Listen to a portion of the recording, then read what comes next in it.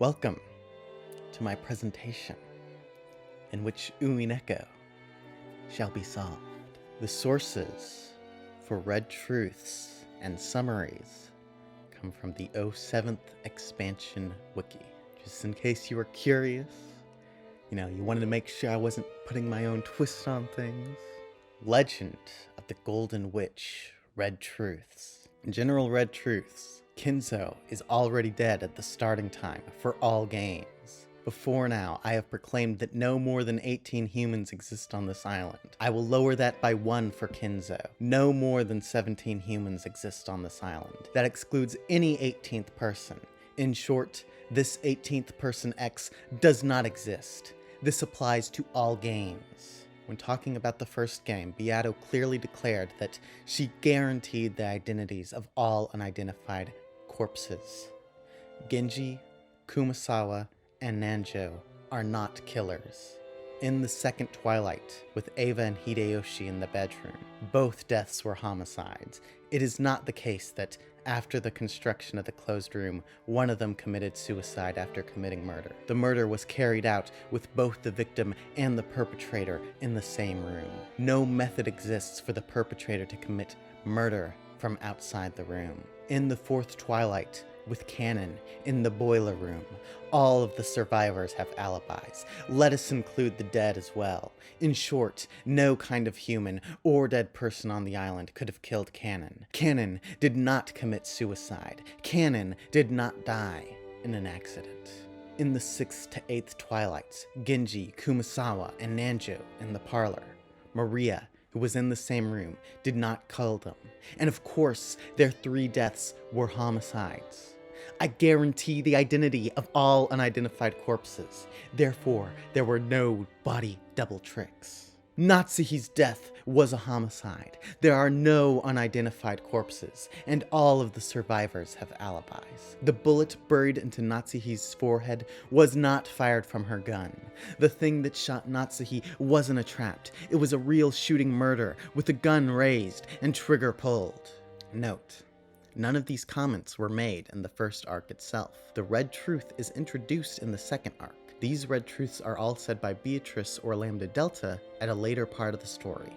In particular, at the end of the 4th arc, after Battler has his first Red-Blue Truth battle with Beatrice. So, who could the culprit be? It is none other than Frudo Erica. But wait!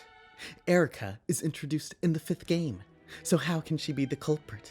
As you can see here, Nox is first. It is forbidden for the culprit to be anyone not mentioned in the early part of the story. A person first introduced in the 5th game cannot be named as the culprit. Well, let's suppose. Introduction X. If Erica had an introduction in the first game, then she can be the culprit. I postulate that there is such an introduction. I do not have to explain the specific nature of this introduction, as it is a devil's proof that can only be denied by the red. Introduction X cannot be denied by the red. As you see here, in the 6th game, there is a certain action permissible only to humans without the detective's authority, and it became a truth of such overwhelming credibility that witches can easily raise it to the level of Red Truth. Which Nox's rule was it? It's Nox's 7th. It is forbidden for the detective to be the culprit. And as we see here, Frudo Erica, who is not the detective in the 6th game, killed all of the people. Frudo Erica, in this game, is the culprit. And of course, this is impossible if she was not introduced in the first game. Double wait! Isn't there no more room for humans on the island? How can Frudo Erica be on there if there's only room for 17 humans? Well, the characters shown on the island in the first game are 1. Battler, 2. George, 3. Maria, 4. Jessica, 5. Kenzo, 6. Kraus, 7. Natsuhi, 8. Eva, 9. Hideyoshi, 10. Rudolph, 11. Kyrie, 12. Rosa, 13. Nanjo, 14. Genji, 15. Shannon, 16. Cannon, 17. Goda, 18. Kumasawa. This is 18 humans, but Kinzo is dead. This is 17 humans, But when Erika joins the island, there are only 17 humans. Therefore, canon is furniture, not human. This is 16 humans, so Erika can be on the island. A full look at Noxus first. The criminal must be someone mentioned in the early part of the story, but must not be anyone whose thoughts the reader has been allowed to follow. The mysterious stranger who turns up from nowhere in particular, from a ship as often as not, whose existence the reader has no means of suspecting from the outset, spoils the play altogether. The second half of the rule is more difficult to state precisely, especially in view of some remarkable performances by Mrs. Christie. It would be more exact to say that the author must not imply an attitude of mystification in the character who turns out to be the criminal. This is, of course, the exact way in which Erika is introduced to the island in the 6th game, making it even more preposterous to claim that it has somehow not been violated. Thus, we can be even more sure that Erika was introduced early in the story. Indeed, Erika has crashed onto Rokkenjima many times. Even the name of her ship implies earlier crashed ships. See, it is not the Eternal Maid, it is the Eternal Maid 2. And as we can see here, when she lands in the 6th game, she says, "Welcomed in by a storm. Same as always. Very good. Yes, come and entertain me, Battler-san. Same as always? Is this how you describe something that is happening to you for the 2nd time? No. It sounds more like something you describe as happening to you for at least the 6th time, okay? But how did Erika do it? The first murders are in the shed and present no closed room mystery. The specific people murdered and certain details of the crime scene will be shown to fit into Erika's greater plan. Summary. Rudolph, Kyrie, Rosa, and Goda have their whole faces destroyed, while Kraus has half his face destroyed. George asks if there are only 5 bodies, but Hideyoshi tells him that Shannon's body is also there in a corner. He tells George that it might be better for him not to see her face, which was half destroyed.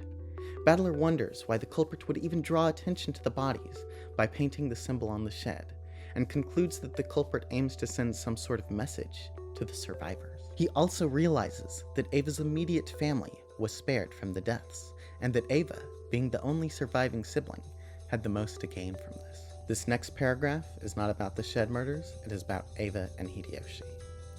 Nanjo and Genji arrive, and Nanjo diagnoses the time of death as having been about an hour before. Natsuhi tries to get the servants to lock up the room, but the cousins burst in before they can do so. Upon seeing the scene, George cries out in grief and exclaims that he will kill the culprit. Battler cries at the side, expressing his fury at the culprit for such cruelty. The murders of Ava and Hideyoshi. Both deaths were homicide. It is not the case that after the construction of the closed room, one of them committed suicide after committing murder. Furthermore, the murder was carried out with both the victim and the perpetrator in the same room. No method exists for the perpetrator to commit murder from outside the room upon first glance. This seems to be the most airtight closed room of the first game. There's just one problem. Neither Ava nor Hideyoshi were dead when they were found. 3 questions must be answered if this is the case. 1. Why does the red text say Ava and Hideyoshi were dead? 2. Why did Nanjo diagnose them as being dead an hour ago? 3. Why were Ava and Hideyoshi pretending to be dead? The first 2 can be answered with reference to another mystery from the 6th game. So, anyone looking at George, Jessica, Maria, Rosa's, or Genji's corpses could confirm at a glance that they are dead. That's right, at a glance, anyone could confirm that these corpses are dead, so it is absolutely impossible that they are just playing dead. As you can see, we have Ava and Hideyoshi crying out, "George, George, this is just too horrible. How could anyone get away with something like this?" And Nanjo, "That's enough. Do you think George Kuhn would like the 2 of you to see him this way? Of course not. Of course not."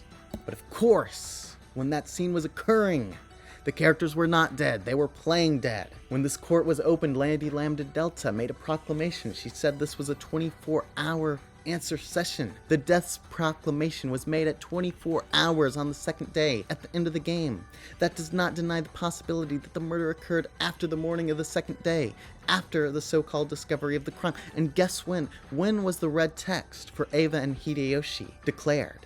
It was not at the time of the discovery of the crime. It was not even at the 24-hour answer session, because there was no red truths in the first game.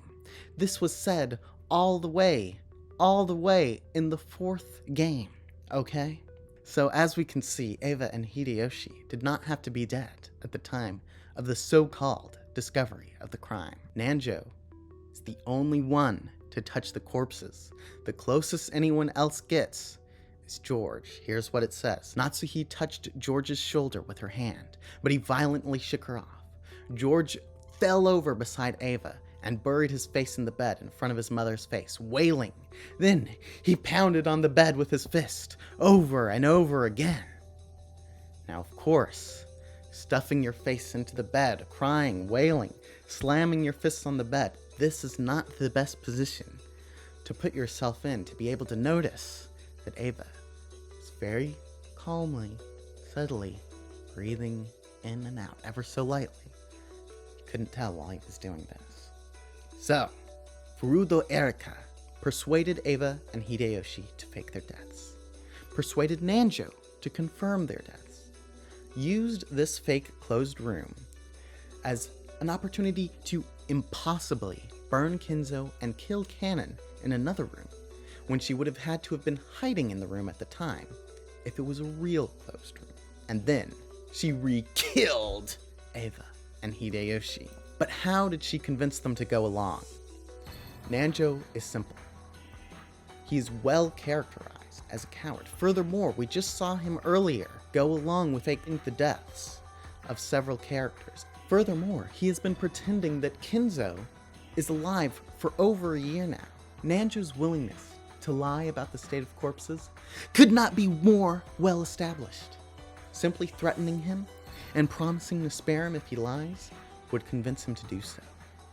Eva and Hideyoshi were more complex. But remember an earlier summary, Battler wonders why the culprit would even draw attention to the bodies by painting the symbol on the shed, and concludes that the culprit aims to send some sort of message to the survivors. He also realizes that Eva's immediate family was spared from the deaths, and that Eva, being the only surviving sibling, had the most to gain from this. So we can conclude that Erika was easily able to bribe Eva to go along with this. She's just killed all of the competing siblings, and on top of that, she killed Shannon, who threatened to take George away from marrying the proper heiress that he deserves, okay? Just consider the kindness of this act from her. Furthermore, Beatrice had proclaimed that in addition to the gold, all of the inheritance and property of the Ushiromiya family would be given to the person who could solve the riddle. Now, what does this mean? Well, Erika, as we have seen, is capable of solving the epitaph. So, she has told Eva all about how she's going to solve this epitaph and give her the gold, or at least some portion of it. She may keep some from herself, just for the service, right? When Beatrice gives Maria the letter that proclaims all this about the gold, that is Erika, who is of course the one dressing as Beatrice and giving Maria this letter. That is Beatrice telling Eva, hey, look, our plan to get the gold, it's all going just as planned. Eva, earlier in this game, put a receipt into the wedge of Father's door. This is to confirm that he is dead, which Erika, being a master detective, would of course have solved along with the epitaph and many other mysteries of the Ushiromiya family. So, she is also giving Eva information about this to incriminate Kraus and Natsuhi. Just another thing she's doing to get on her favor. As we can see in a later game, Erika says, she's the person who taught me how to make those seals, and she helped me to check the alibis of those people under suspicion. Well, I think we all know that it was not the fool Eva who taught Erika how to make those seals. Really, it was Erika who taught Eva how to make these seals, and she was doing it from the very first game. Furthermore, we have already established that Erika is a master manipulator. In the 6th game, she convinces Rudolph and Hideyoshi that the culprits are the servants, and she convinces them to split up into 2 different rooms. As it is stated in the game, With her accomplished conversation techniques, Erica was cleverly grasping the initiative. Even without the detective's authority, it's possible to control human nature to this degree. What do you think, everyone?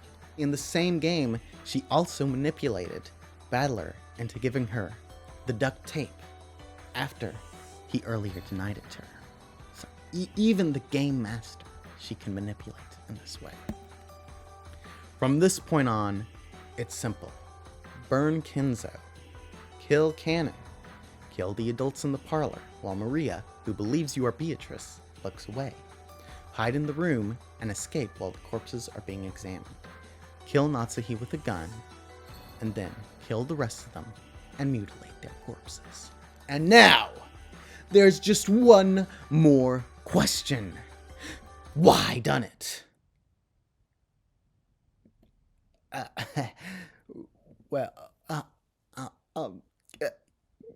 You see, well, I mean, of course there's reasons, Erica, she's a mystery-loving gal. Of course she would love to go to Rokenjima and solve all the mysteries about Beatrice and this epitaph, and then after that, it's like you get gold if you kill everyone.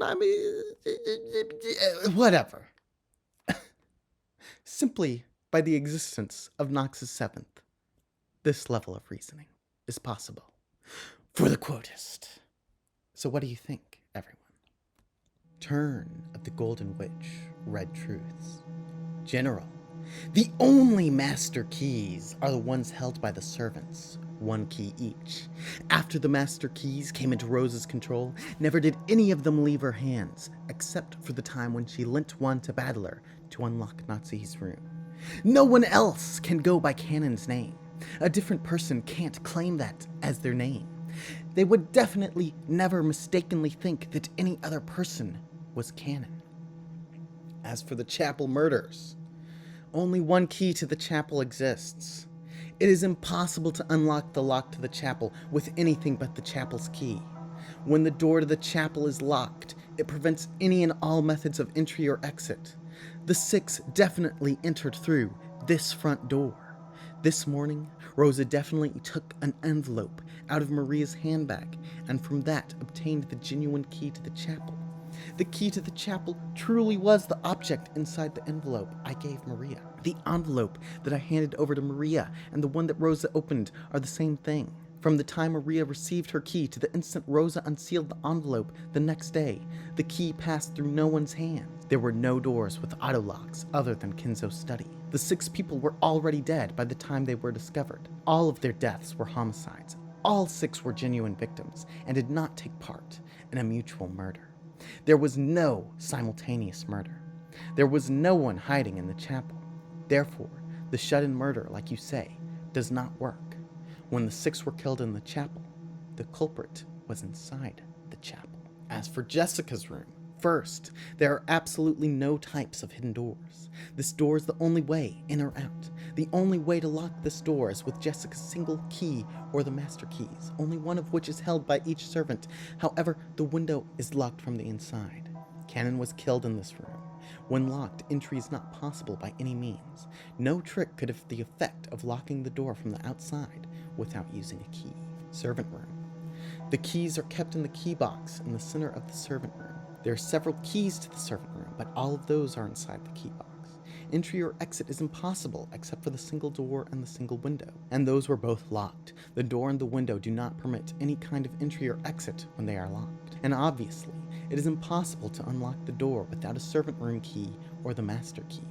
No method exists by which the door can be locked from the outside without using a key. Regarding the window, no method exists by which it could somehow be locked from the outside. Both in the case involving Jessica's room and the one involving the servant room, no humans exist that you are not aware of. No one is hiding. Finally, Natsuhi's room. Natsuhi's room was exactly the same. Just like usual, the door and the windows were locked from the inside. There were no fraud or tricks, no means of secret passage, nor places in which to hide. Natsuhi's own key was in George's pocket, and the inside of the room was sealed off. Only the 5 master keys were left, and Rosa was holding all of them. And let me say this, the parlor's the same. The key to the parlor itself is sealed away in the servant room, so unlocking it without a master key is impossible. The definition of a closed room remains the same as always. And of course, who could forget, you are incompetent! So, who could the culprit be? The answer is Frudo Erica. Characters shown on the island in the second game are the same as last time, but let me add one more, Beatrice. 19 minus 2 equals 17. Therefore, Erica is not in the island, or Beatrice is Erica in disguise. Beatrice is Erica in disguise. As we can see here, Beatrice is a woman with blonde hair and blue eyes. Erica already has the blue eyes and can simply dye her hair blonde. Beatrice, as she appears in the second game, is not the elegant, older woman seen in the original portrait. Rather, she is a young woman, a teenager, perhaps about Erica's age. Of course, since Beatrice is a witch, she could change her appearance at will. So there is no reason for any of the family members to find it odd that Beatrice looks slightly different from her portrait. Furthermore, at some point, the portrait is replaced with a portrait that Erica had commissioned. This portrait swapping confirms in the minds of everyone there that, of course, yes, this new look is the proper look, even though it is simply a decent disguise by Erica. Summary. A crash of thunder sounds, and Beatrice appears in a suit and skirt. She asks Maria if she is healthy. Maria responds affirmatively and gives her a Halloween candy. Beatrice notices Maria's crushed candy and glances toward Rosa before offering to restore it. She tells Maria to close her eyes and try to remember its form. Rosa watches as Beatrice throws it into the air, turning it into golden butterflies which gather in her hand to form the original unbroken candy. Beatrice asks the shocked Rosa if her face looks familiar. She hands an envelope to Maria, telling her not to show it to anyone and to only open it when the time comes. She hands another envelope to Rosa and tells her to read its contents at dinner. Rosa asks Maria about the woman they had met, and Maria insists that she is Beatrice. She tells Rosa that she has met Beatrice annually on Rokkenjima for over 2 years. During these meetings, they sung songs, learned magic, and drew magic circles. She shows Rosa her notebook, and Rosa realizes that the symbols were not drawn by her. Maria tells her not to break her promise with Beatrice. Rosa realizes that Maria looks up to Beatrice and would probably report any disobedience to her. She becomes very protective of her daughter, not wanting an unknown being to make contact with her. The chapel is a standalone building some distance from the mansion, and had been built at around the same time as it. Kenzo had always told his children to stay away from it. The 7th magic circle of the sun was painted over the chapel door in a red substance, and written below it was the English line, "Happy Halloween for Maria." The servants inform Rosa that her siblings and their spouses cannot be found, and that the chapel can only be unlocked using a single currently missing key. Rosa remembers the envelope that Maria had received and rushes back to the guest house. There she retrieves it from Maria's handbag, finds the key inside, and returns to the chapel to open it. Battler notices her footsteps, but goes back to sleep. George points out a relief on the chapel which contains the English words, "This door is only opened at the probability of." Battler cannot figure out the last few words, and George tells him it goes MBTQ, a number of tremendous size, quadrillion. Pretty big, pretty big. Rosa realizes that the single chapel key had been in Maria's envelope since the previous day, but that she had personally verified that the chapel door had been locked earlier, meaning that the chapel had been a closed room during that time period. The solution is simple. The servants never tried to open the chapel. Prior experience and the intimidating relief about probability discouraged them from even considering opening it without the key. It's likely that Kenzo or Erica, acting as Beatrice, even teased them in the past about misfortune befalling those who test their luck in opening it. The chapel was unlocked, and Rosa was lying when she said that she verified that it was. Instructions in the envelope, along with the key, told Rosa to lie about this. Otherwise, Beatrice would target her and Maria next. Rosa would naturally follow these instructions, as she is already scared of Beatrice, and worried that Maria will also disapprove of her disobeying Beatrice. In a twisted way, This is even a way of making up for her past abuse of Maria, as Maria enjoys the witch's ritual so much.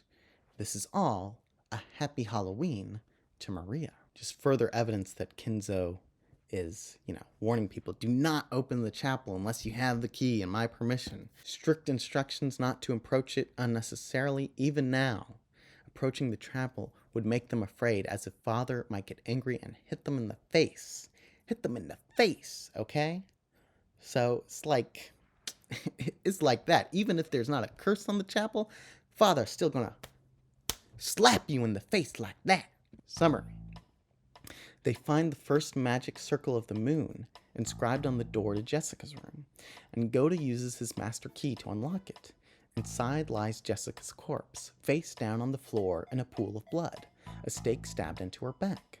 Nanjo confirms that she passed away a short while ago. Rosa scolds Goda for leaving the two of them alone. They realize Cannon is missing, and Rosa tells them to be quiet and search the room. Rosa picks up a key on the side table, which Genji says is probably the key to the room. Shannon tells them that Jessica rarely locked her room while at home, and thus did not keep her key with her. Battler gets Nanjo to retrieve a key from Jessica's pocket,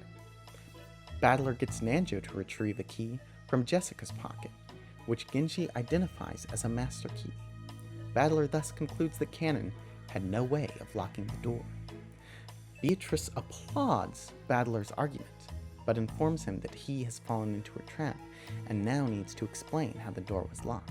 She declares in red that the one door is the only way in or out, and that it can only be opened by Jessica's key or master key. She also declares in red that the window was locked from the inside. Battler asks her to repeat that Cannon was killed in this room, and she obliges. She refuses to repeat that his corpse is in the room, claiming to have erased it with magic, and also refuses to repeat that the door was last locked by a master key.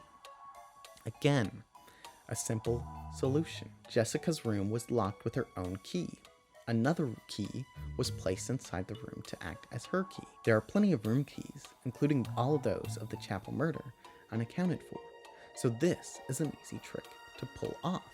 While Genji can easily spot a master key, it would be unreasonable for him to notice the differences between different room keys, so it makes sense for this to get past him, as Beatrice neither confirms that this key was Jessica's, nor that the room was last locked by a master key in red. This theory is all but confirmed, and as we can see here, the specific phrasing is that Genji says, this is probably the key to the room. It's probably Jessica's key. He does not know for certain. So there you go. Summary. The servants hear a sound from the back door, and Genji picks up a knife as a precaution. Goda opens the door to find Cannon alive, but stabbed in the chest with a stake. They carry him to the servant room. Genji tells Kumasawa to inform Rosa, but Cannon stops her. Cannon's wound is deep, but did not reach his lungs, and Nanjo fails to stop the bleeding. Cannon tells them that Rosa had killed Jessica, causing Goda to worry about those in the parlor. Shannon rushes to the boiler room to search for something. As Cannon stands up, his eyes are revealed to be red. He reaches into his wound and grasps around. Shannon returns holding a handkerchief with a spider's web, telling him that while it would not affect Cannon, it would affect an entity which was the natural enemy of spiders. Cannon unleashes his blade and cleanly slices the throats of Nanjo and Kumasawa. Genji pulls Shannon out of the way, and Goda uses his body to pin Cannon against the wall. Cannon tries to attack Goda, but Genji pins his hand to the wall with the thrown knife. Shannon gives Genji the spiderweb, and he presses it against Cannon, causing him to scream and disintegrate into golden butterflies. A Red Truth reminder. Cannon was killed in Jessica's room. This was stated at the time Jessica's corpse was found in a room, though Cannon was absent from it. Thus, the trick of him dying in the same room at a later time does not work. No one else can go by Cannon's name. A different person can't claim that as their name. They would definitely never mistakenly think that any other person was Cannon. This is clearly impossible.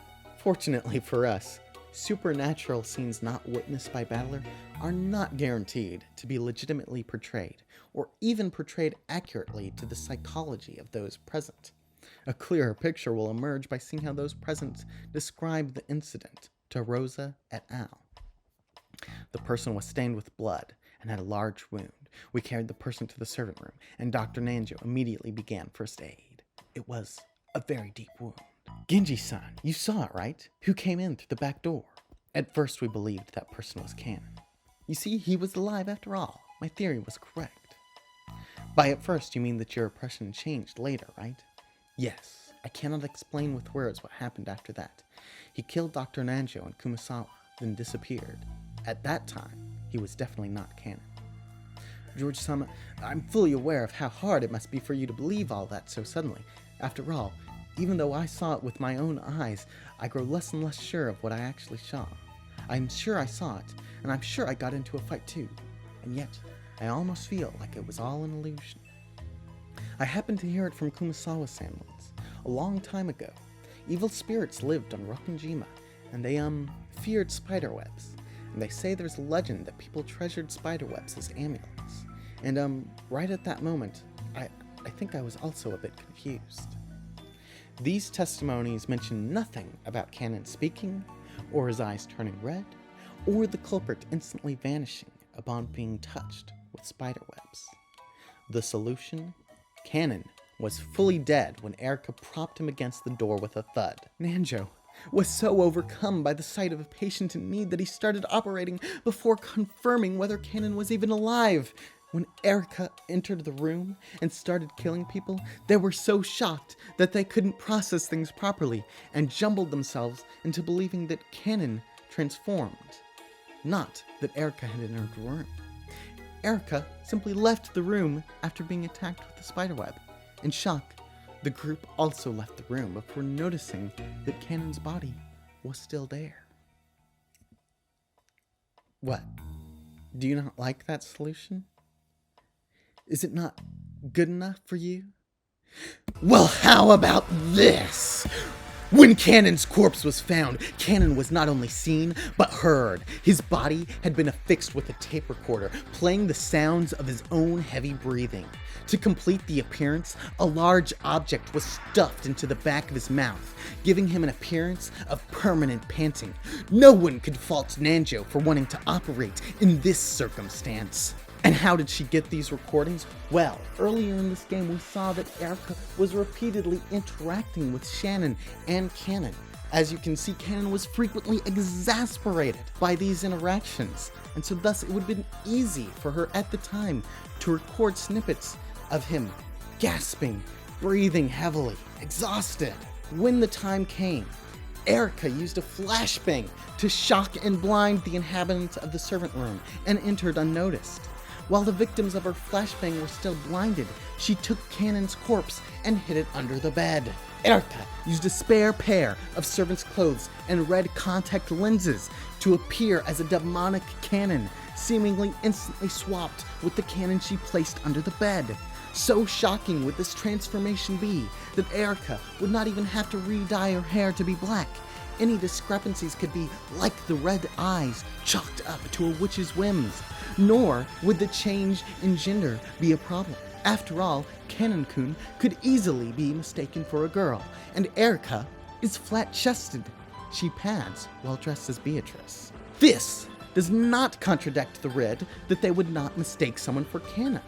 Genji directly states that the demonic Cannon was definitely not Cannon. After Shannon attacked her with the spiderweb, Erica set off another flashbang, thereby disappearing into a swarm of golden butterflies. While the crowd was disoriented and blinded, she crawled under the bed alongside her double, the corpse of Cannon. And just in case you were wondering if the flashbang equals cloud of butterflies thing is a sufficient explanation, well, here's 5 consecutive frames from a video of a flashbang going up. Frame 1, frame 2. As you can see, a bit of a blinding light, and there it is, the golden butterflies. And look at the pattern created by this. As we can see, and these sequences where the golden butterflies are shown, they create pair of wings, as if it is a golden butterfly made of golden butterflies. And what do we see here? It's the same shape created by this flashbang. It's undeniable, folks. The other servants even heard Cannon accuse Rosa. When teaching Cannon and Shannon how to use magic to garner love and become human, Erica had them partake in role-playing efforts to prove their loyalty to their loved ones. One of these exercises, which Erica recorded, involved Cannon killing Rosa to prevent a dastardly plot by her against Jessica. The subsequent shots distracted them from the fact that Cannon's mouth did not move during this accusation. Now, how did she get this recording? How do we know that such a role-playing game was played? Well, in the 6th game, we see some of these role-playing games, these tests, this trial of lovers. And in this trial of lovers, they are made to kill people in a game. And who is Cannon made to kill? That's right, it's Rosa. This scene, this seemingly pointless scene, which portrays a magical incident, a murder, which did not occur, which was not even told to anyone else that it occurred. This seemingly pointless scene is in fact extremely important. It is the key to solving this mystery from the 2nd game, without which the entire edifice of Umineko comes crashing down. Can you not see how very important this scene is? It's clear. So, what do you think, everyone? Okay. Summary. They find both bodies missing, though the bloodstains are still there. Goda confirms that they had locked the door before leaving, and he himself unlocked it upon their return. The keys are kept in the key box in the center of the servant room. There are several keys to the servant room, but all of those are inside the key box. Entry or exit is impossible, except for the single door and the single window, and those were both locked. The door and the window do not permit any kind of entry or exit when they are locked. And obviously, it is impossible to unlock the door without a servant room key or the master key. No method exists by which the door can be locked from the outside without using a key. Regarding the window, no method exists by which it could somehow be locked from the outside. No one is hiding. Solution. Erica hid in the room until the servants left. Then she removed the corpses and set up the letter and left the room. Later, Genji locked the door before going to the parlor to discuss what had happened with Rosa. He did this because earlier, Erica, acting as Beatrice, had told him to do this. Why did he obey? As we can see, Genji, earlier, has interacted with Beatrice, treating her as a proper guest. Then, there's a line, an important line, from Shannon. For us servants, Beatrice-sama is a second master of this mansion. Some people say that we've spread that rumor because of the master's influence, but even when I just started working here, the story of Beatrice-sama was already being whispered of. Genji-san, I cannot go with you. It would be embarrassing for me as the head servant of the Ushiromiya family if we were all gone when an order is given. I cannot go. I must remain here so that the master can call for me at any time. Who could this master be? Kinzo is dead, so he cannot be the master. Maybe it's Rosa. As we know, she's now the highest ranking surviving member of the family. Here's what we see. Rosa-sama, we are furniture in service to the Ushiromiya family. Whether you trust us or not is no business of ours. No matter what the assessment you give us, we will merely continue to serve until our final hour. Genji-san stuck his hand into his pocket and pulled out a master key. Then he set it on a nearby table. We have returned the master keys, but our loyalty to the Ushiromiya family will not change. From now on, we will not enter the parlor without permission. Rosa-sama, please lock the parlor from the inside. It would probably be best if we left this room as it is until the police come. Rosa-sama, if you would please lock it. We will return to the kitchen if you need anything. Please command us at any time. Genji says that he is still furniture to the family, but he never gives Rosa the status of master. Beatrice is the master, and the one he is waiting for. Furthermore, Rosa does not tell Genji to give her the keys. She does not tell him to go stay in the kitchen. He offers to do this by himself. Why did he offer to do this? Beatrice told him to do this earlier. Summary. Goda, Shannon, and George break a glass window of the chapel to enter so that they can retrieve Natsui's room key and lock themselves inside her room for the night. Goda asks Shannon to retrieve the key out of respect for Natsui's gender. As she pulls out the key, a storm of golden butterflies gather behind her. Due to the scattered glass shards around the broken window, they try to escape through the front door, but the door lock jams. Beatrice appears in her suit outfit, ready to make them the final sacrifices. George manages to get the door open, and the three of them dash out of the chapel. The rain hinders the advance of the golden butterflies. Shannon finds a small locked box in Natsui's drawers, and George tries to pry it open by force. At the time, Beatrice enters the hallway with 6 goat attendants. Goda tries to lock the door, but finds that it keeps automatically unlocking itself. The arm of Beelzebub passes through the door, and she transforms into a stake before piercing his chest. Beatrice enters the room wearing her dress and trailed by her goat butlers.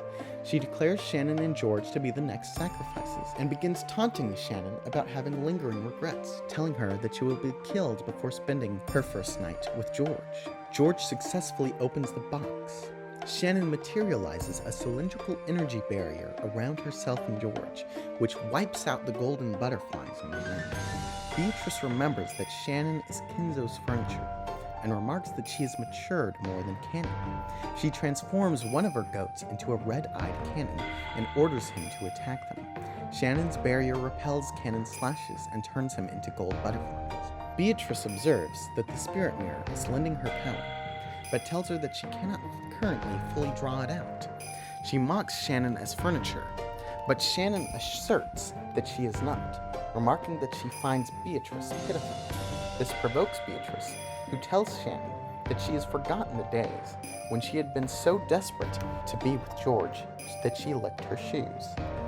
She tells Shannon that she is hiding from what she doesn't want to see, and increases the intensity of the attacks from her golden butterflies.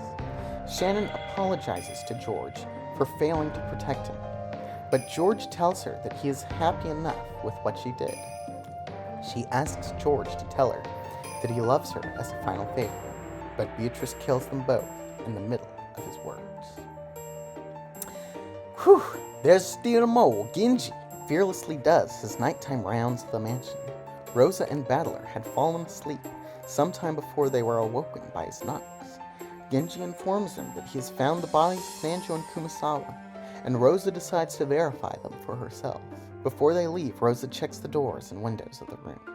They find Nanjo and Kumasawa's body in the courtyard, with both of their necks sliced. Maria points out that those are the 7th and 8th twilights, causing Battler to realize that the other 3 are missing. Genji informs them that they had left for Natsui's room about 2 to 3 hours before. They find the door to Natsui's room covered with a mess of blood-red scrawls. Rosa gives Battler a master key and tells him to unlock it.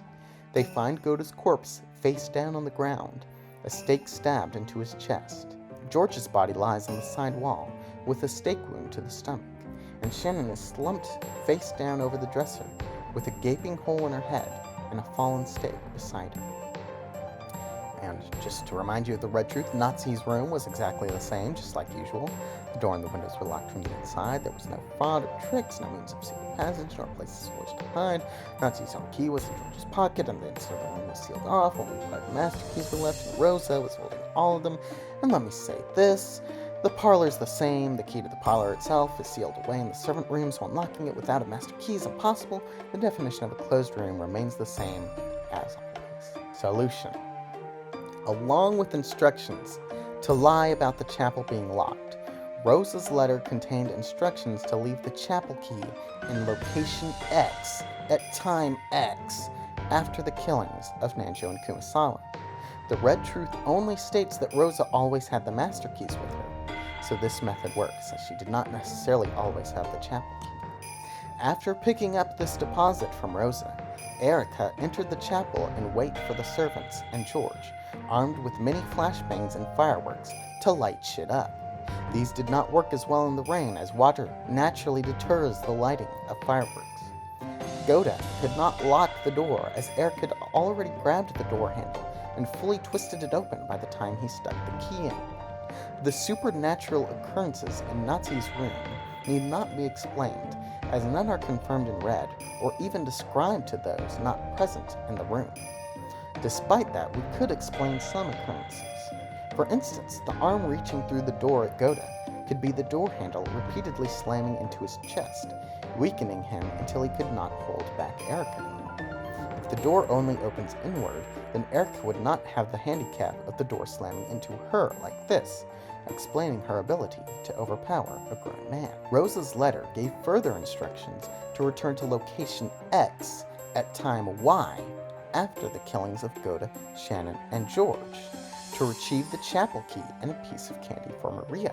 When she arrives, there is another letter along with the key. This one states that Rosa should lock Natsu's room with one of her master keys without looking inside, and promises another piece of candy for Maria outside the door. After doing this, Rosa may return to the parlor. Note that for this to work, Erica had to guess when she would be finished with killing Nanjo and Kumasawa, as well as when she would be finished with killing Goda, Shannon, and George, as well as assuming that they would come to the chapel in search of a key to a room. This does not contradict the overall premise of the theory, as it is repeatedly stated throughout the story that witches rely on chance, luck, and gambling to create their magic. This is simply an example of this principle. Summary.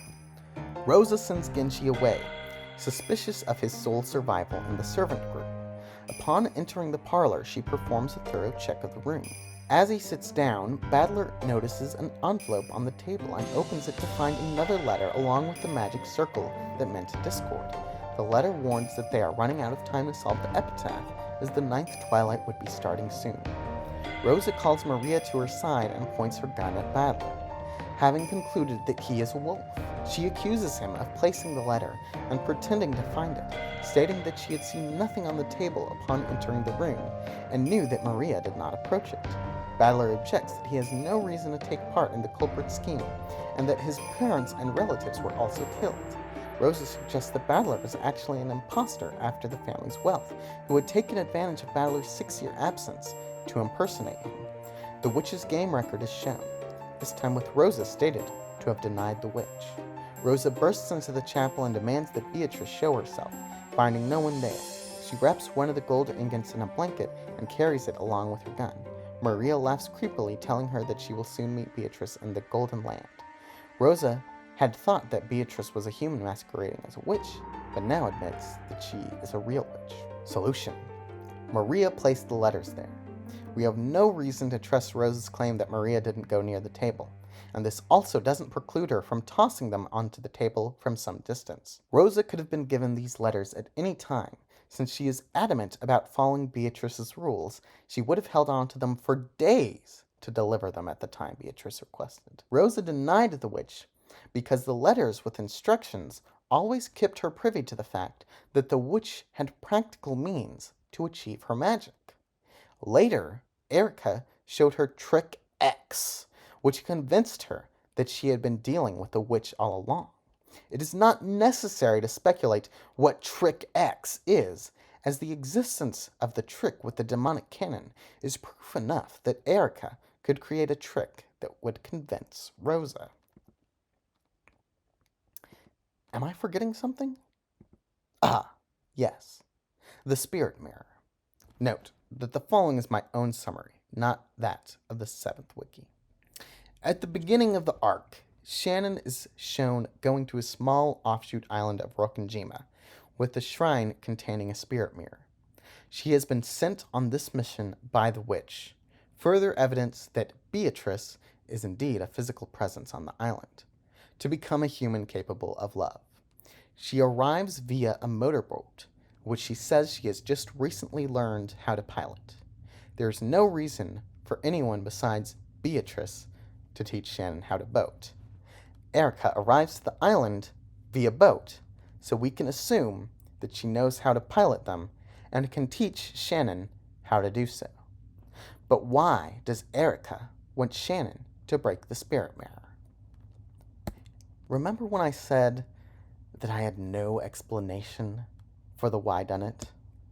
Well, when I said that, I lied! Erica told Shannon to break the spirit mirror because Erica broke the spirit mirror. By the standards of the common normie out there, Erica is a deeply unlikable person. When she heard about a strange shrine containing a mirror that grants you the ability to love, there was nothing to do but for a detective to uncover the truth of this curious mystery. The result?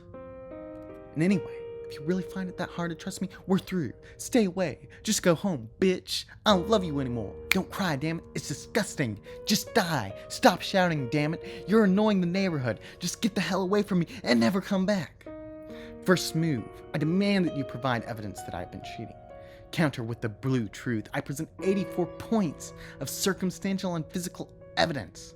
Later on, I use the detective's authority to have all 84 points transformed into red truth by the power of my master. Tlanor bowed and disappeared. After that, all that remained was a single witch of truth laughing off a bitter past with an equally bitter smile. And thus, we have our motive.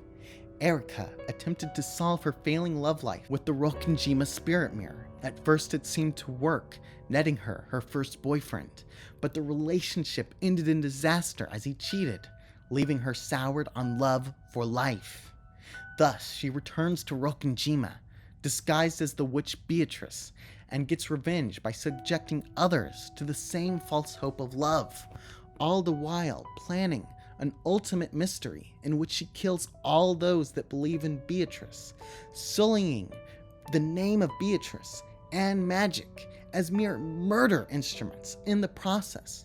Simultaneously, she gets access to the gold reserves that were the property of the human woman that inspired the myth of Beatrice the Witch. This also solves another mystery. Why did Beatrice have a harder time killing Shannon and George when they pulled out Nazi's spirit mirror? Erica stopped fighting when Shannon attacked with the spiderwebs. Because she needed to keep Genji alive to lock the servant room after she was done with it, and needed to keep up the appearance for him of being Beatrice.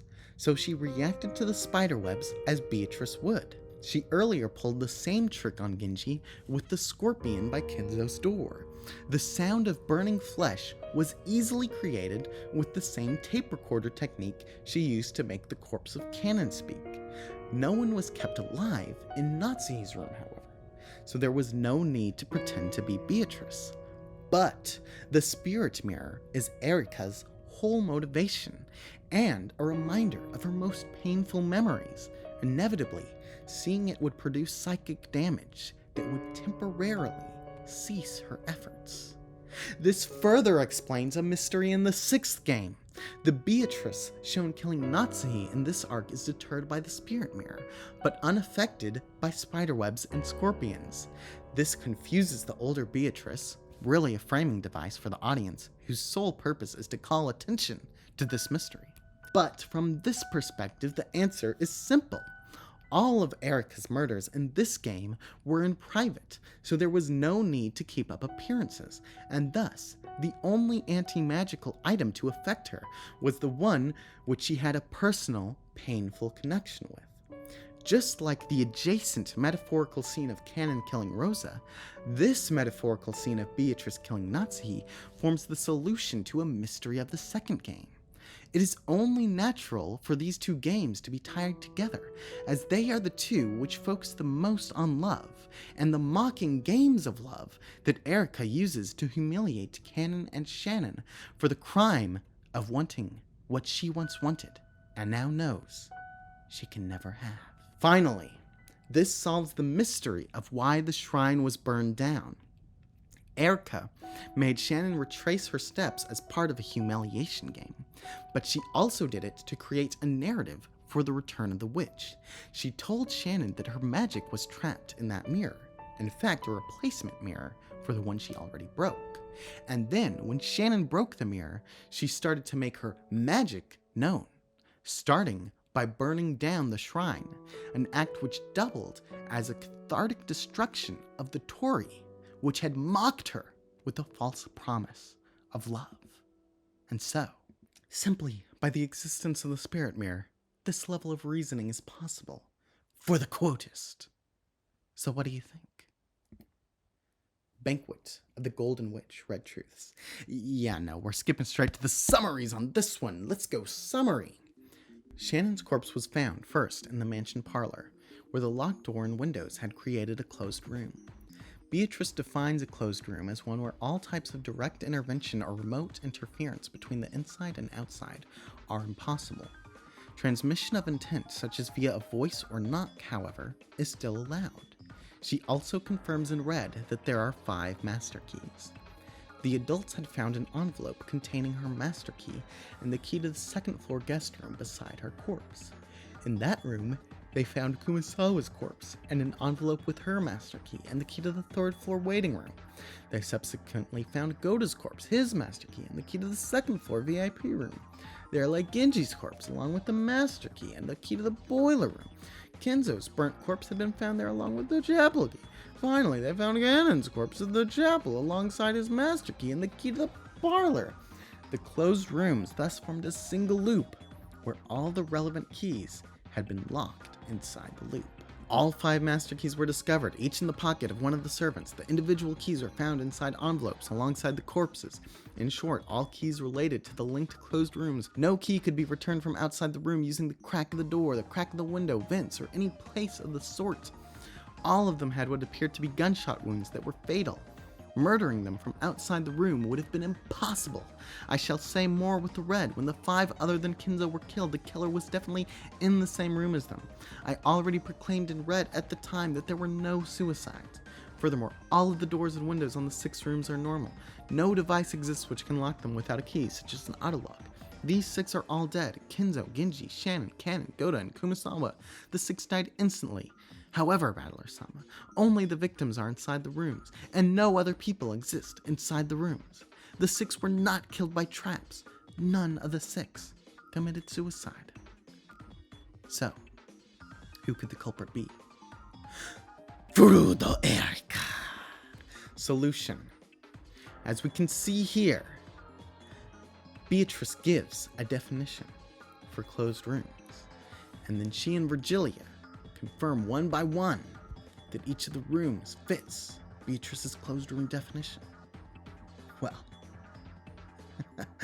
not a single one of these affirmations, or even the definition, is in red.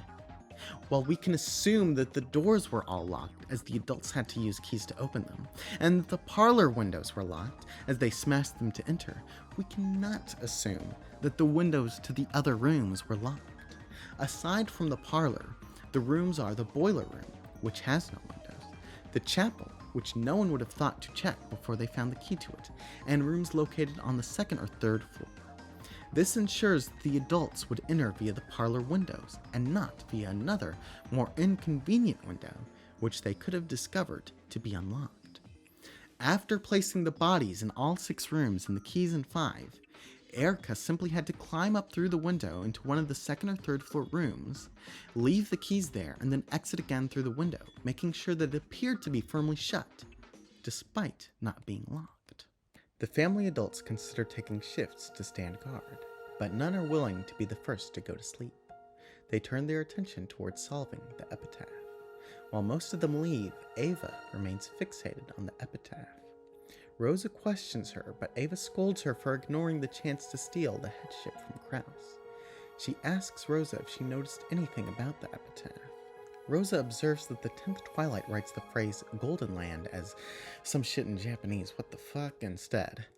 Ava struggles to fight her drowsiness. Young Ava scolds her and walks her through the epitaph riddle.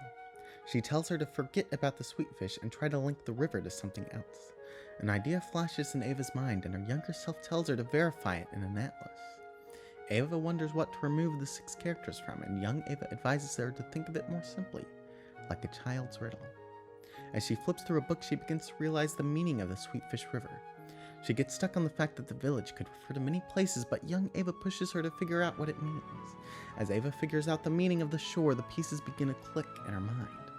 She comes to an answer, but struggles over the fact that it is not 6 characters.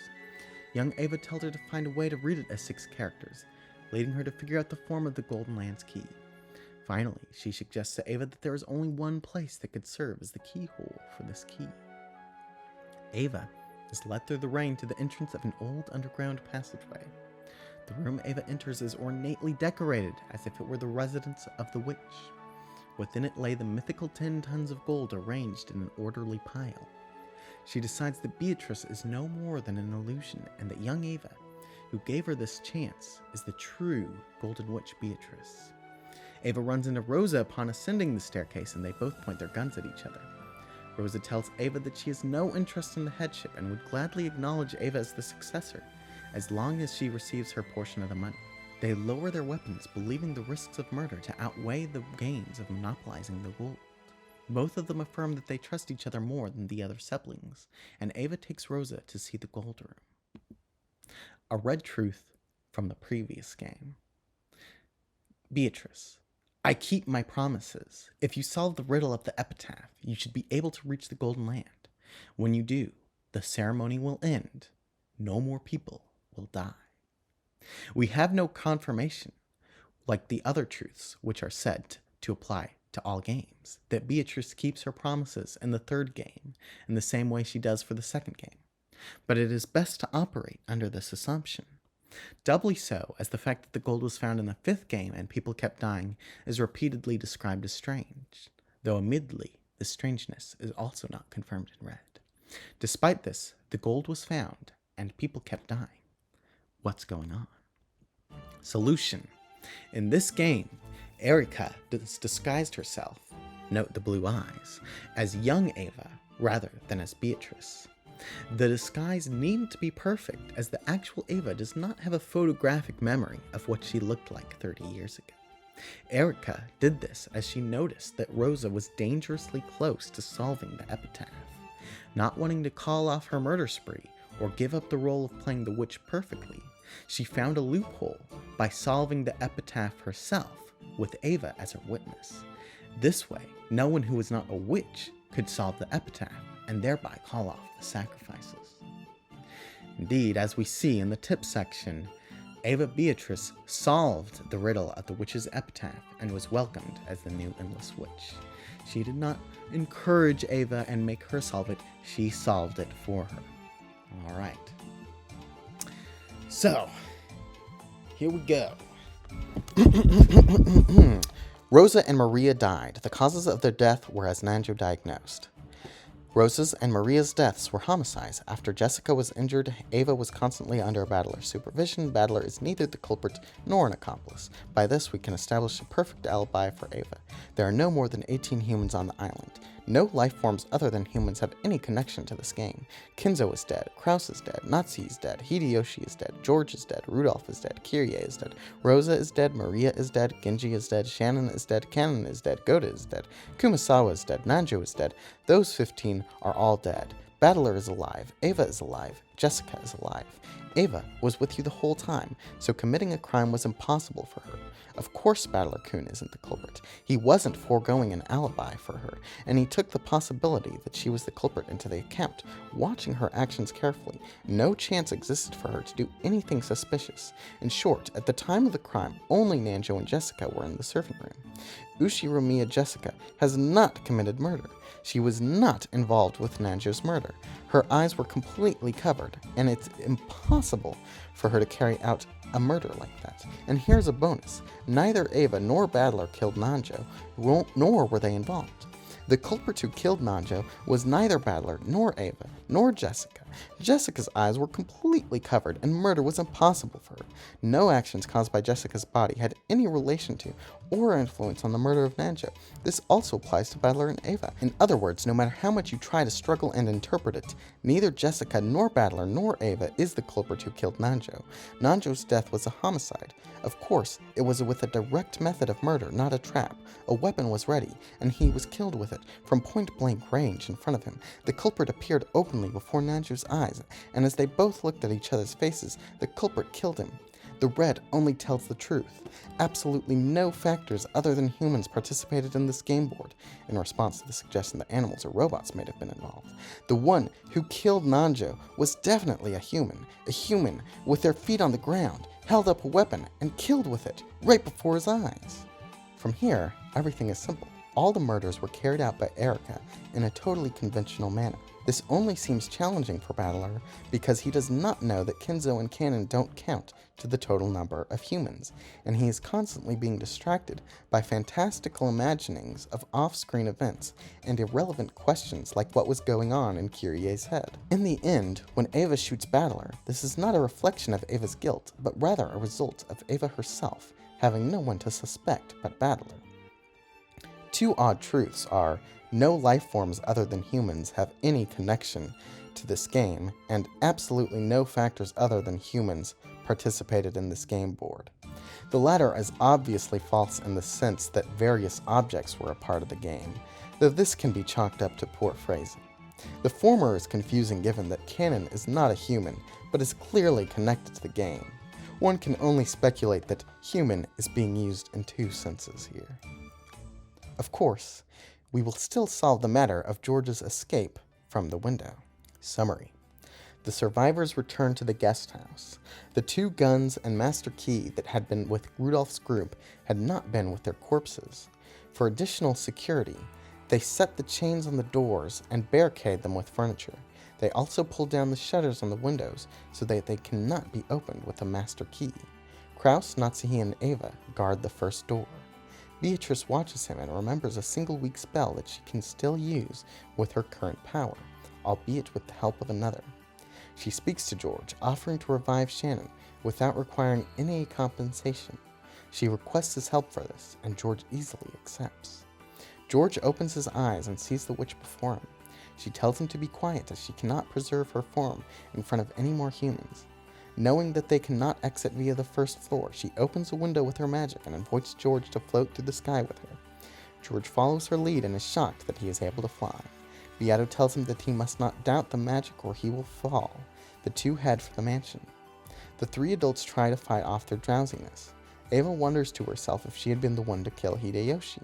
She awakens and excuses herself to wash her face, deciding to also make coffee for them when she gets back. Ava gives her order to the Chysters, who fire a golden arrow that snakes through the keyhole of the guest house door and strangles Kraus and Natsuhi.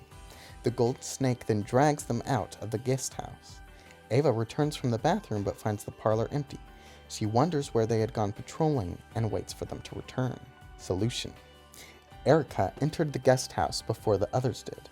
She acted as a witch, promising to restore the life of Shannon to George and then let him out of a window before relocking it. While Ava was in the bathroom, Erika killed Kraus and Natsuhi and carried their bodies outside.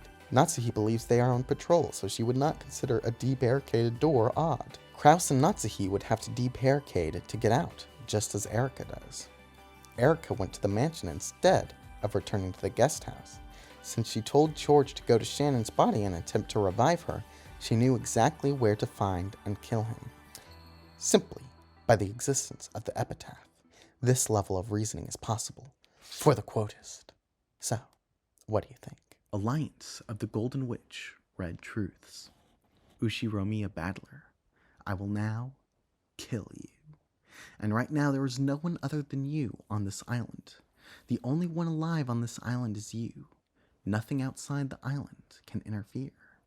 You are all alone on this island, and of course I am not you, yet I am here now, and am about to kill you. Summary. The adults, along with Nanjo, all await for Kinzo's arrival. Earlier that day, Maria claimed that Kinzo had given her the umbrella while she was out in the rain, which makes the siblings doubt the theory of their father's death.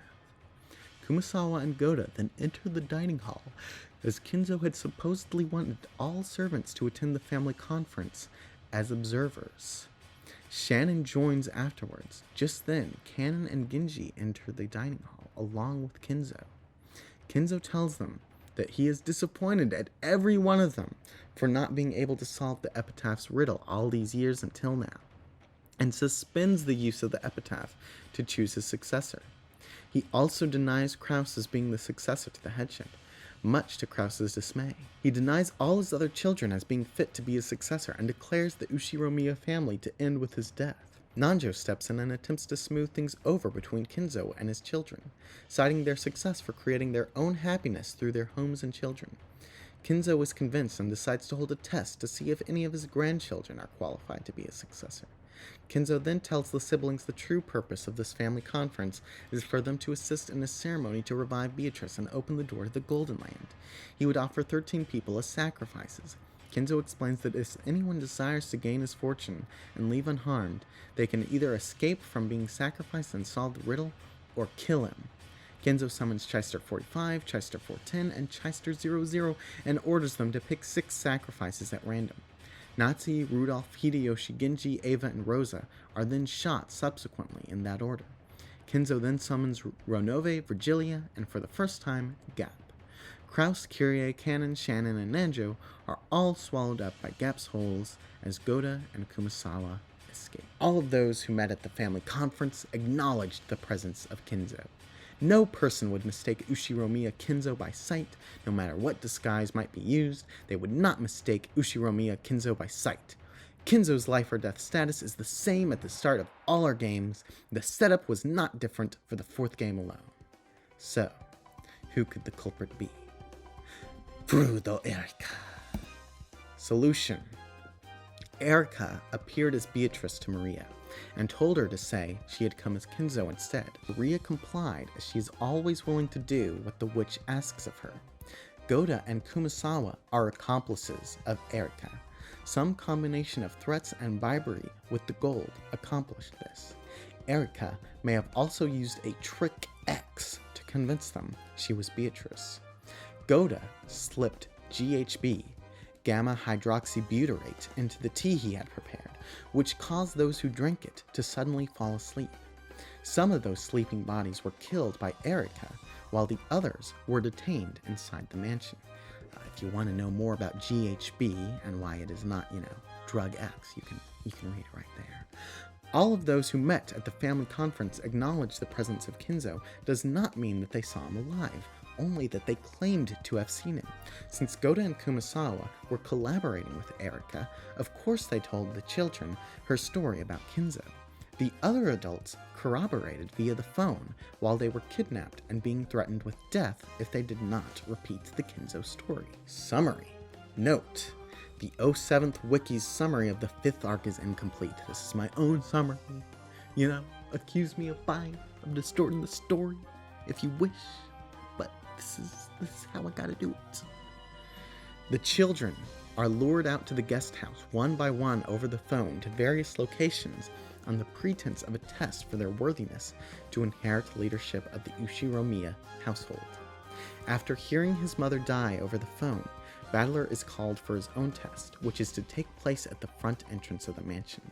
The person on the phone claims to be Beatrice. On Battler's walk to his test, he sees Goda and Kumasawa hanged inside the locked garden shed, and George dead in the garden, as Jessica had told him he was. At the entrance, Beatrice appears from a window and asks him to remember and apologize for a sin from 6 years ago. While she castigates him for leaving the family register, she states that his sin does not relate to his immediate family or home, but is related to Rokkenjima. When he fails to remember his sin, Beatrice returns to the mansion disappointed, leaving Battler alone in the rain. The voice of Beatrice is that of a woman. Battler doesn't know. It is the voice of a woman. He didn't know. Beatrice knew Battler in middle school, he said. Normally you'd answer, yes, I'm fine, right? That takes me back. You do that one in middle school, right? That thing you do in pairs, you see it. Beatrice enjoys speaking in screwed up mocking English. Screwed up mocking English filled his ears, Yes, I am. Battler, yes. What character of approximately Battler's age fits this pattern?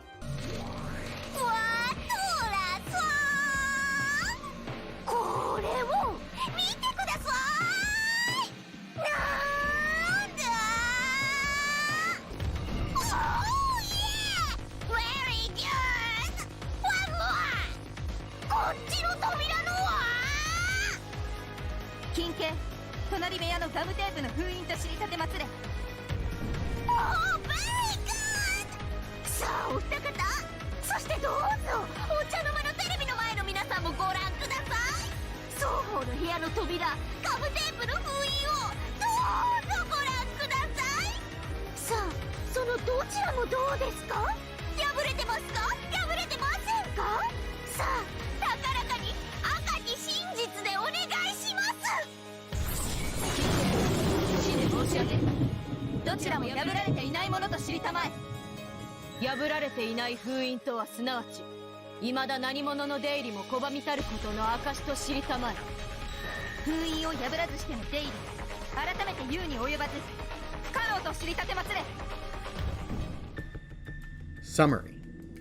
Afterwards, Battler enters the mansion, examining the corpses inside, eating from the fridge, and watching TV. When looking at Jessica's corpse, he notes that she seemed to have impossible knowledge of the nature of George's death, which she delivered to Battler over the phone. He continues to find the rest of the corpses and sees that not only are Goda and Kumasawa hanging in the garden shed, but they have been shot in the forehead.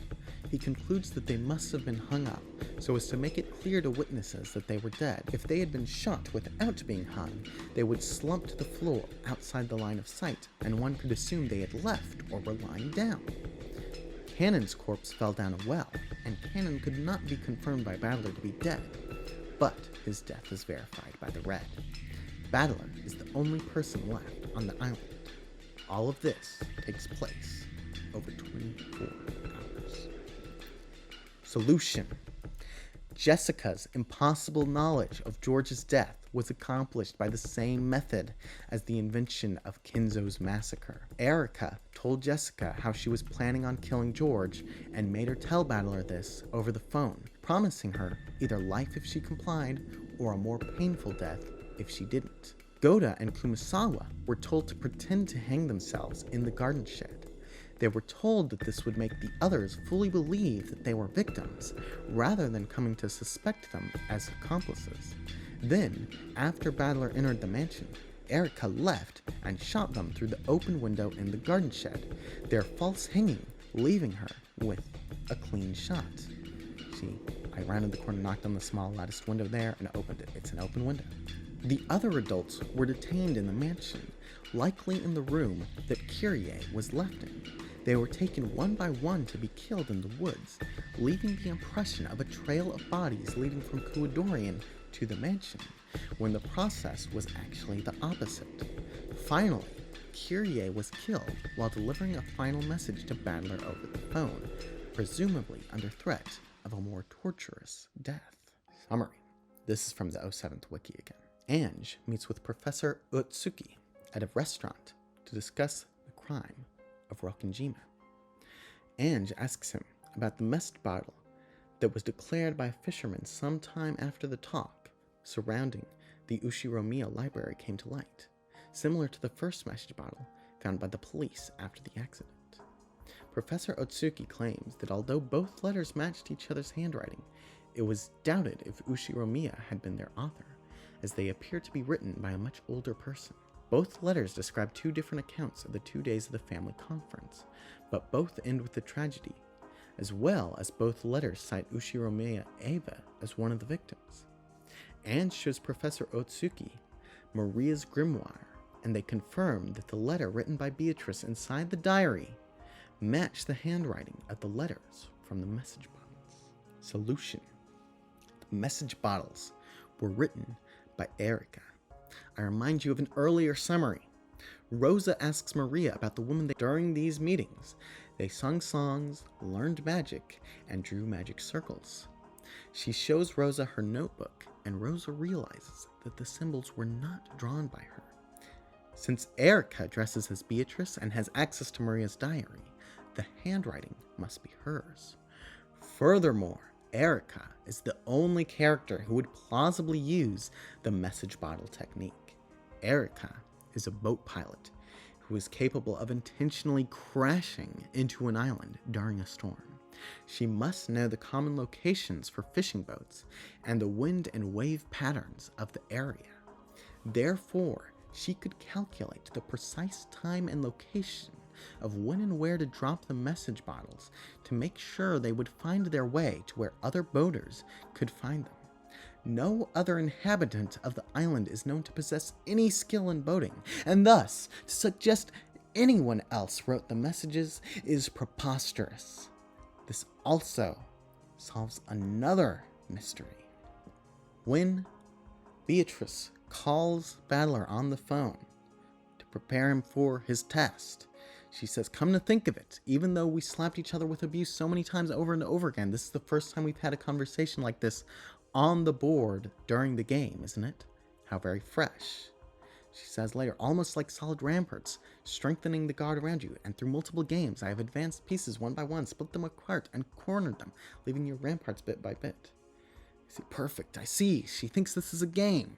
Then if you killed it, everyone like it was a game, it's okay. If I kill you, it's a game, right? Prepare yourself, Beatrice. I'm gonna kill you. Well, why would she be calling this a game if she is not Meta Beatrice?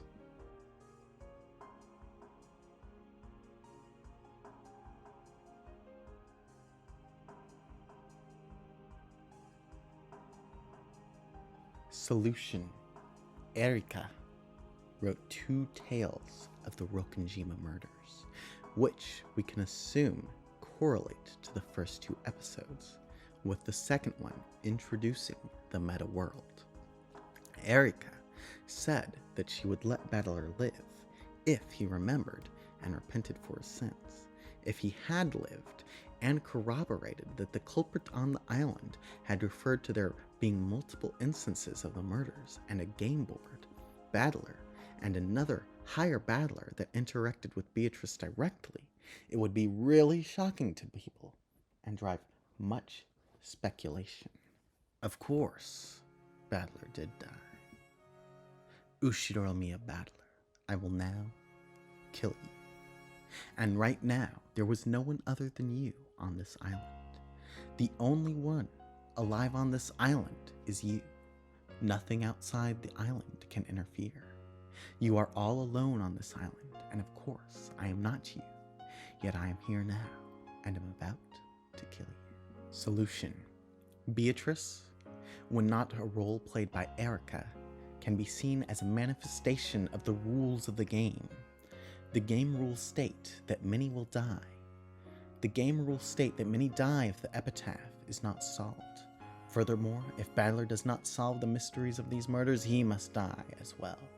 No one solved the epitaph, and Battler did not solve any of the mysteries, so he must die. Maybe he died of an accident.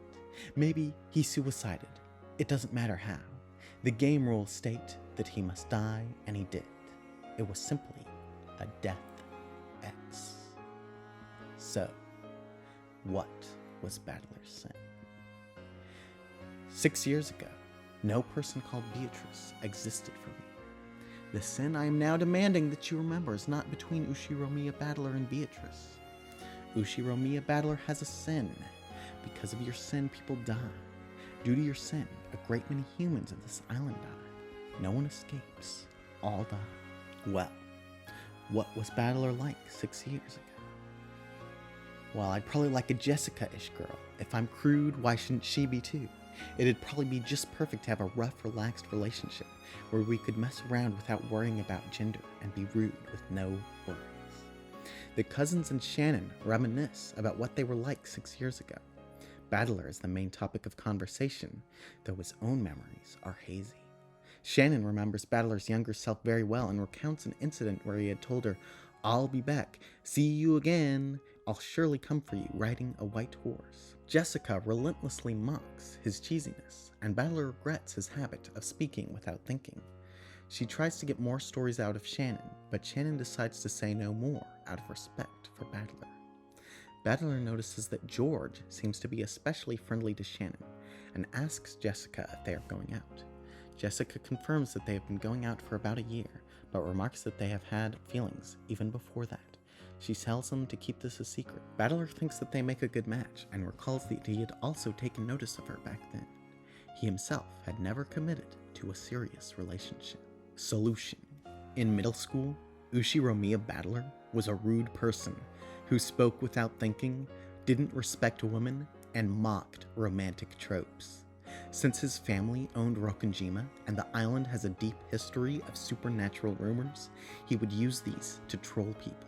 Being a disrespecter of woman and love, one of his favorite rumors to troll with was the legend of the spirit mirror, which could grant love if broken. His underclassman, Furudo Erika, became the ultimate victim of this prank when she sought out the spirit mirror. 6 years later, Erika's revenge is enacted, and due to Battler's sin, everyone on the island dies. Battler is the last one killed and the mocked subject of Erika's bottle manuscripts as extra punishment for his sin. Simply by the existence of a sin, this level of reasoning is possible for the Quotist. Well, what do you think, everyone? End of The Golden Witch, Red Truths. I proclaim that Furudo Erika is the detective. The detective isn't a culprit. No proof is needed to show this. Furudo Erika is not the culprit. So, who could the culprit be? Well, he said it himself. It's Ushiromiya Battler. A note on the consequences of Erika not being the culprit. In this game, Beatrice does not show up in any manner on the island, and no mention is made of her being a presence among the staff or Maria in the past. This is what you would expect if Erika was the one disguising herself as Beatrice, but could not do so in this arc as she is not the culprit. The occult symbol is painted poorly because it was done by the childish Maria rather than her drawing partner, the great Furudo Erika. Summary. Natsuhi picks up the phone to hear once again the man who calls her mother. He asks her what her favorite season is, and she replies autumn. The man says it is also his favorite and directs Natsuhi to lift up the clock in her room, where she finds a card with the kanji for autumn written on it. He then states that he is present on the island, knows of Furudo Erika, and instructs Natsuhi not to pick up the phone or leave her room until tomorrow morning. Solution. Of course, one could easily have been given this information from Shannon, or have discovered it through unconscious cues Natsuhi gave about the seasons, but there is a simple way to achieve this trick, even if you have no knowledge about the person. Ask them what their favorite season is. If they say autumn, tell them to look under the clock where you've hidden an autumn card. If they say winter, tell them to look under the phone where a winter card is hidden. If they say spring, tell them to look under the spirit mirror box. If they say summer, tell them to look under the... Well, you don't tell them to look under anything since you said earlier that you don't think summer is their favorite season, so... That fact kind of makes it make more sense for the culprit to have just learned Natsuhi's favorite season through some other method, though I'm pretty sure the above explanation is the official solution. Well, let's just talk it up to witches needing to gamble to create their magic, even though Battler has no incentive to imitate a witch in this circumstance. Whatever. Summary. The family takes a break from arguing about the inheritance. Natsuhi and Kraus leave the room while the others rest. Shannon and Cannon enter the room and are invited to sit down to chat. As they do, the clock strikes 24 as an unfamiliar knock resounds on the door to the dining room. The group in the dining room opens the door to find one of Kinzo's envelopes on the hallway floor. When they open it, the Ushiromiya head's ring falls out, along with a letter from Beatrice acknowledging Battler as the new head. The family tells Battler to put on the ring, and he reluctantly complies. Then, Genji and Kraus enter the room without Natsuhi, and notice Battler's finger. Red Truth time! Before the family conference, Erika, George, Jessica, Maria, Nanjo, Goda, and Kumasawa left the mansion and moved to the guest house. Of those who remain, only Kraus, Natsuhi, and Genji were in the second floor corridor, while all others were in the dining hall. Kraus, Natsuhi, and Genji did not even touch that letter. Not a single person in the dining hall. No, there's a simpler way to say it. Among all those inside the mansion at 24 hours, not a single person placed that letter in the corridor. Neither Kraus, nor Natsuhi, nor Genji knocked. This isn't the limited meaning of them knocking on the door, okay? It means they didn't use a pillar to transmit the sound or push the play button on a cassette tape they'd recorded or create that knock sound by any means. Of course, this applies to direct, indirect, intentional, coincidental, and unintentional means. Let it be known that at 24 hours, excepting Kraus, Nazi, and Genji in the second floor corridor and all the people in the dining hall, no humans existed inside the mansion. Let it be known that in addition to Kraus, Nazi, and Genji, none of those in the dining hall knocked on that door. In this sense, knock includes all direct, indirect, intentional, unintentional, and coincidental events that could create a knocking sound. In short, this means it was impossible for any character within the mansion to be the source of a knocking sound, and any character refers even to unobserved people that no one has noticed. However, it was announced in red that no one in the mansion placed the letter in the hallway. No one in the mansion placed the letter in the hallway. This includes doing so by all concepts such as directly, indirectly, intentionally, coincidentally, and unintentionally. At 24 hours, only Erika, George, Jessica, Maria, Nanjo, Goda, and Kumasawa existed outside the mansion. The letter never existed on the ceiling of the hallway. Know that the letter never touched the serving cart. It was impossible for anyone outside the mansion to influence anything inside the mansion after the family conference began. None of the characters misidentified a knocking sound. Misidentifying a knocking sound means this: they would not mistake a sound very similar to a knocking sound for a real knocking sound. Hitting a pillar to make something similar to a knocking sound is no good.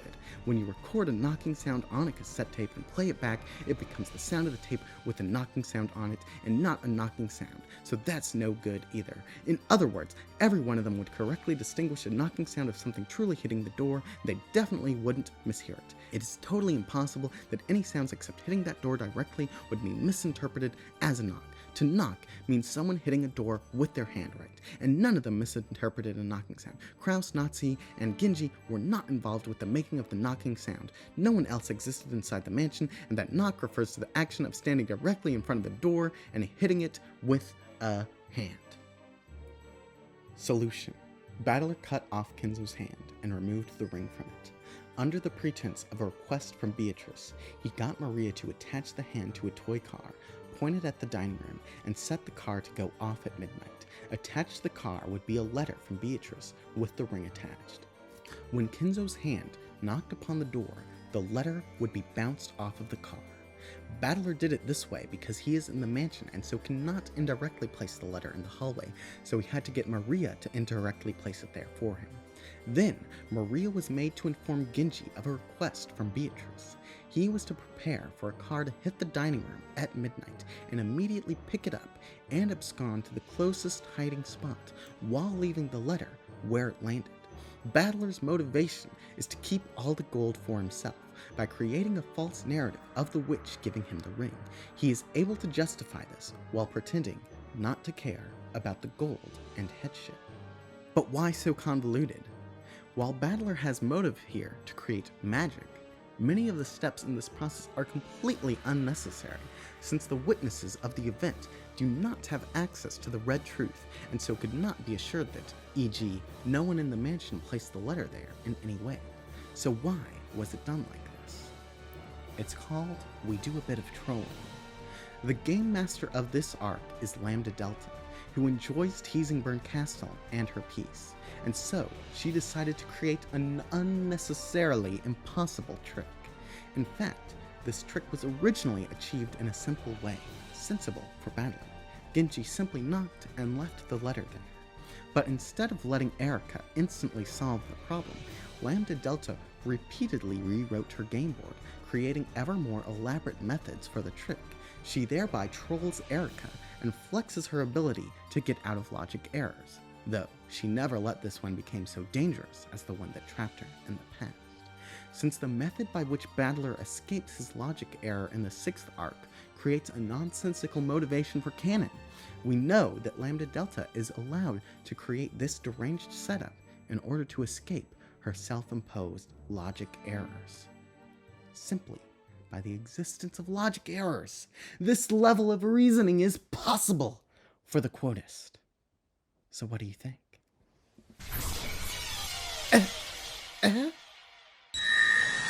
Gerudo Erika had no influence on any of Beato's games before now. She does not exist in the world before this one, nor does she influence them. Furudo Erika only increases it by one person. Beside her, the number of people on this island is exactly the same as it was in the previous games. In other words, the number of people in this parlor now is equal to the total number of people on this island. But that's impossible. Nox is first. Furudo Erika can't be the killer if she wasn't in the first game, but Furudo Erika didn't exist before the 5th game? The red truths contradict. It's a logic error. No.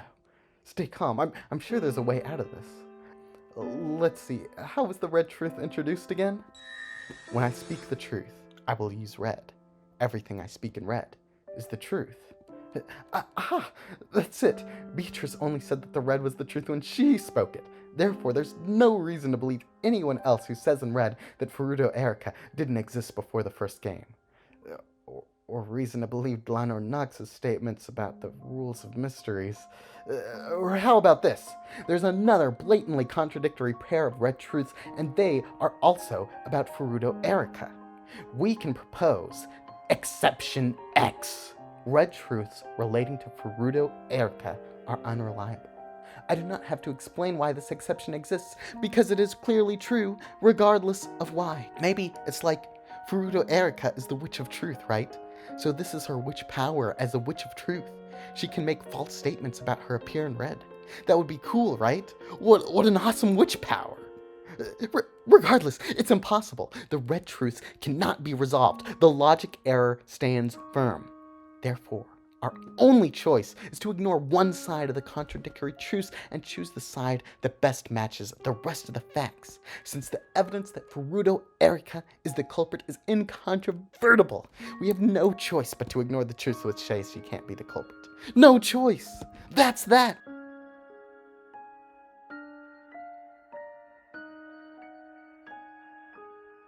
Dawn of the Golden Witch. Red Truths. Hi, pleased to meet you. I'm Furudo Erika, the detective. I may be an uninvited guest, but please welcome me. I am the visitor, the 18th human on Rokkenshima. Sorry, but even if you do join us, that makes 17 humans. I mean, look at this. You can't say that some magic someone experienced was a sleight of hand in red, just because you figured out a way that it could be a sleight of hand. This proves that Erika was the Beatrice that Maria knew. She knew for an absolute fact that Beatrice's magic was a sleight of hand because her hands performed the trick. Any other interpretation is preposterous, right? Right? Furudo Erika is the culprit. Furudo Erika is not the detective. Furudo Erika is the detective. Furudo Erika was not introduced in the 5th game. Furudo Erika was introduced in the 5th game. Furudo Erika both is and is not. Furudo Erika is a cat in a box. Child. Yes, I see you are in pain. Understandable. It is a terrible thing to have one's truth trampled upon. Do not worry. I can help you move past this. I have empathy for those whose truth has been destroyed, and believe that with resolve, they can always recover from their loss and find a new, stronger truth. Unless they're an idiot! I believe you forgot another red truth from the previous game. Battler-kun isn't the culprit. Battler-kun didn't kill anyone. This can be said of all games. You fool! You fool! Furudo Erika is not the culprit in the first 4 games. Battler is not the culprit in the 5th game. The only game where you correctly ascertain the culprit is the 6th game, and this is because Furudo Erika confesses to it herself. In other words, you solved nothing at all.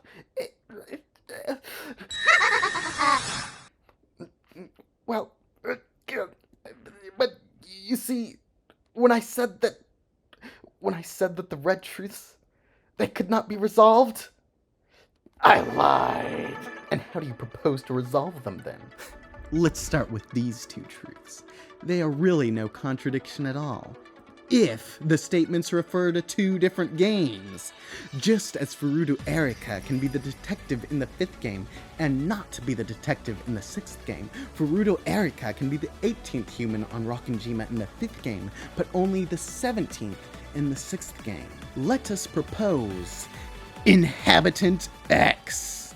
Inhabitant X exists on the island only in the first 5 games. Inhabitant X has no involvement in any of the games. They simply increase the head count of the island by 1. When it was said that the number of people in this parlor now is equal to the total number of people on this island, Inhabitant X was simply hiding in the parlor.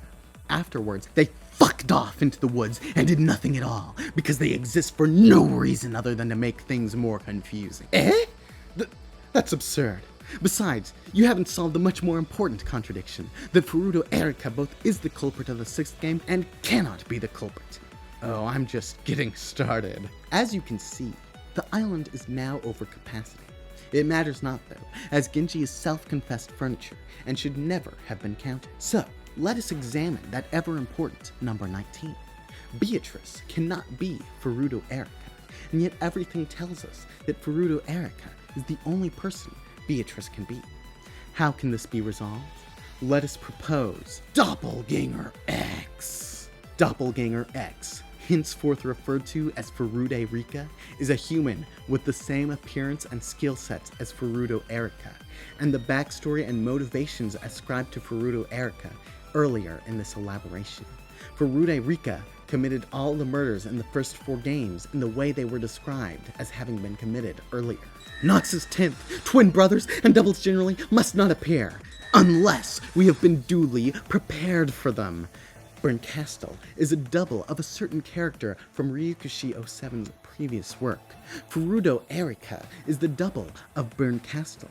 Indeed, it seems to be a metaphysical law that the works of Ryukishi 07 contain a profusion of characters fitting the Rika archetype. No one could reasonably claim that they had not been prepared for the existence of doubles. This is madness! No. This is what it means to be an intellectual rapist. Of course, Battler was not the culprit in the 5th game. Natsuki had been called by a girl after all. When Erika was introduced to the Ushiромiyas, Rika was of course hiding in the parlor alongside Inhabitant X. She realized something terrible.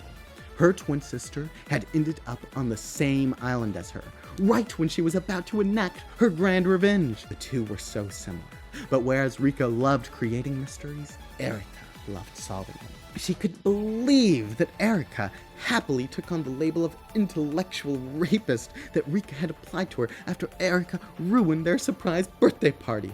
It would be one thing if it was just a party for Erika herself, but twins have to share those things, you know? Of course, she couldn't appear as Beatrice. Erika would recognize her right away, and even hearing too much about a witch on the island might tip her off. Erika didn't know that Rika regularly took trips to Rokkenjima, but she did know that Rika had a fascination with the island and its spirit mirror, and could have reasoned that the captain of the Eternal Maid 1 was the one playing with Maria and pranking the servants. Rika had Maria draw the occult symbols in her stead. Since they had drawn them together, Rika knew Maria could do a good enough job, and that this way Erika would not be able to recognize Rika's handwriting. The murders continued after the solving of the epitaph for the same reason they did in the 3rd game. At some point, Erika gave up on trying to solve the epitaph in one day and went to bed. At this point, Rika, who had had years to solve it, replaced her sister and solved it for Battler, preventing him and Rika from solving it for real. She was also able to achieve the mysterious knocking door more easily. Since she was not in the mansion at the time of the knock, she could set up the car herself. She could also, as Beatrice, directly ask Genji to remove the car in hand after the knock was done. There's a red truth. At 24, only Erika, George, Jessica, Maria, Nanjo, Goda, and Kumasawa existed outside the mansion. To maintain this truth, Rika simply killed Inhabitant X and absconded temporarily to her boat to exist neither in the mansion or on the island at the time of the knock. The 6th game played out differently. Erika ran into Rika before meeting the Ushiromiyas, but unexpectedly, instead of unraveling her mystery, Erika volunteered to help. While Battler thought that Furuto Erika had re-killed his fake victims and trapped him in the closet, it had really been Furuto Rika. He could not possibly distinguish the two given their identical appearance. Rika's request that Battler state that everyone else is in the cousin room hereby goes from pointless to epic troll.